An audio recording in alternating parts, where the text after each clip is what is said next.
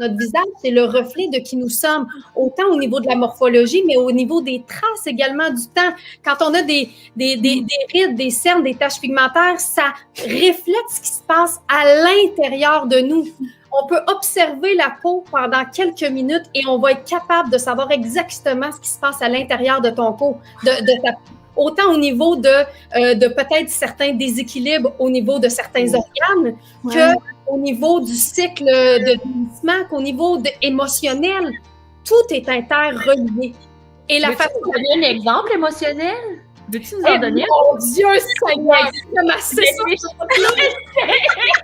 Écoute, Martine qui adore les émotions, puis moi aussi. Parfait. Ouais. Je te parle de deux affaires que dernièrement, je suis partie là-dedans et j'aime assez ça parce qu'on parle justement beaucoup de soins de peau, de morphologie.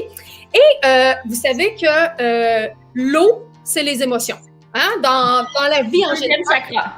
Comment? Le deuxième chakra. Oui, c'est ça. Tu sais, l'eau, c'est les émotions dans tout et partout.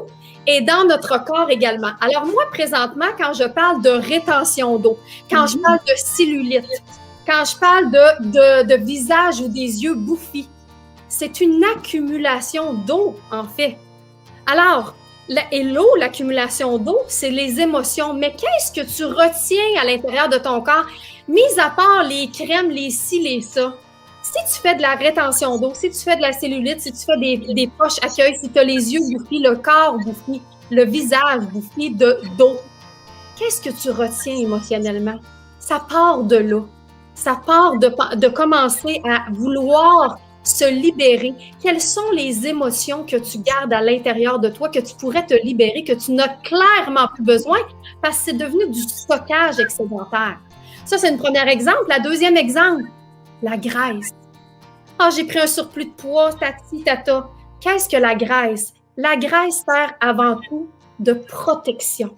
La graisse, c'est de protéger notre corps de tout, des chocs, etc.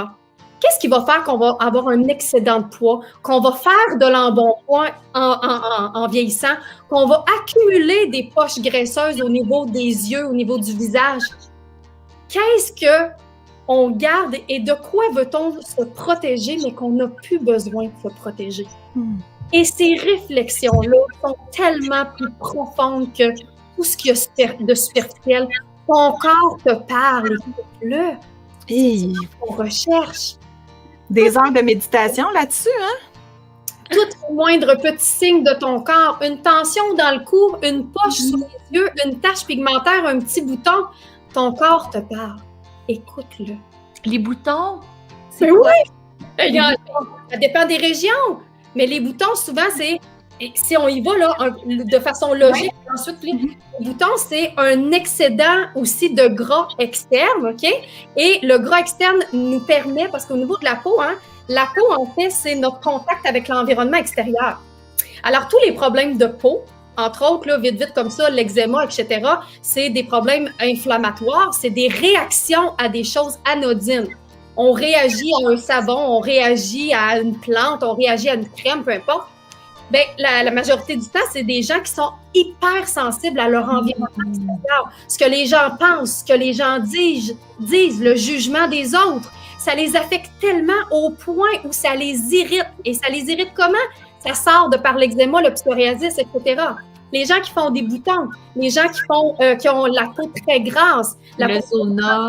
Le zona, c'est encore inflammatoire. Ça brûle. Ouais. Qu'est-ce qui te brûle à ce point-là? Ah, ouais. Ton environnement extérieur. OK?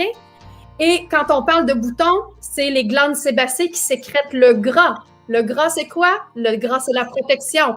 Pourquoi qu'on sécrète du gras au niveau du visage? C'est pour se protéger des intempéries de notre environnement extérieur. Pourquoi tu as l'impression que tu dois en sécréter davantage plus que ce que ton propre corps en a besoin? De quoi ou de qui tu te protèges? Et je trouve tellement que de se poser ces questions-là amène une réflexion tellement intéressante, nous permet d'être conscients. Et ensuite, quand on parle de soins de peau, de maquillage, ce sont simplement des outils pour nous aider à traiter des symptômes et à être conscients de tout ça. C'est comme n'importe quoi, c'est comme des vêtements. Pourquoi qu'on met des vêtements? On pourrait s'habiller en, je sais pas, moi, avec des nappes. Tu sais, on pourrait s'habiller avec des nappes. On ne s'habille pas avec des nappes. Mais maintenant, on sait qu'on peut mettre des vêtements pour représenter qui nous sommes, pour afficher nos couleurs, pour être en harmonie avec notre personnalité. C'est la même chose aussi au niveau du maquillage. Le maquillage est là pour nous exprimer. Quand on décide de s'exprimer en toute vérité, en toute authenticité, c'est là que ça devient un jeu le fun. Vous avez aimé cette vidéo? Abonnez-vous au studio Diva Yoga et découvrez nos cours et séries de yoga pour vous amener vers la santé, la sérénité et l'amour. Au plaisir de vous accueillir au sein de la magnifique et bienveillante Diva Family.